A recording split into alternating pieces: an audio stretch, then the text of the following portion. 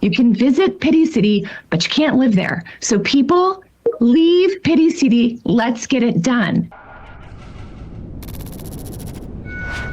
This is something I talk about with leadership a lot.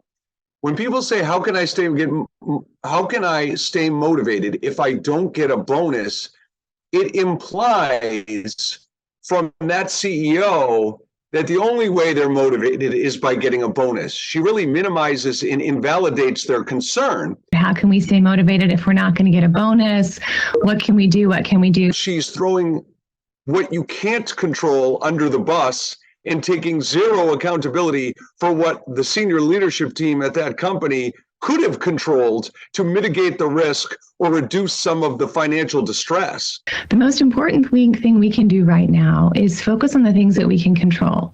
None of us could have predicted COVID. None of us could have predicted supply chain. None of us could have predicted bank failures. I talk a lot about the difference between influence and manipulation. And to me, the difference is your motives and intentions. And in this case, the control what you can control, to me, is a manipulative line, not intended to be anything of kindness. Focus on the future because it will be bright.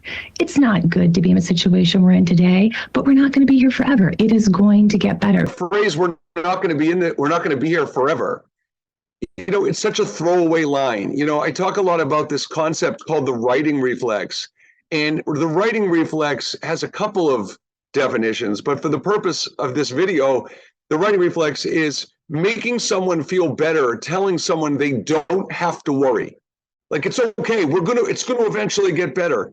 If I'm concerned, if I'm anxious, if I'm stressed for my well-being and my family's well-being, and your way of making me feel better is to say, don't worry, it'll get better, that doesn't work.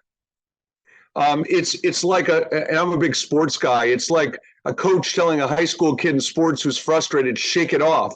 You don't just do those things on a dime. It's telling someone that your feelings don't matter. It's okay. No big deal. Does not make people feel better. And that's the writing reflex. Don't ask about what are we going to do if we don't get a bonus. Get the damn $26 million. Spend your time and your effort thinking about the $26 million we need and not thinking about what you're going to do if we don't get a bonus. All right? Can I get some commitment for that? I would appreciate that.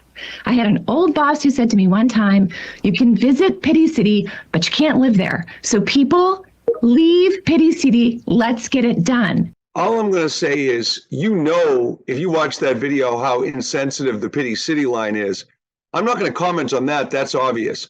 What I want to comment on is one of the things that I'm begging leaders to wrap your arms around is how empathy is a tool of influence in the workplace. Vulnerability is a tool of influence in the workplace. If she started that video by sharing where she erred, what she could have done better, what the senior leadership team, what a tone that sets in the video.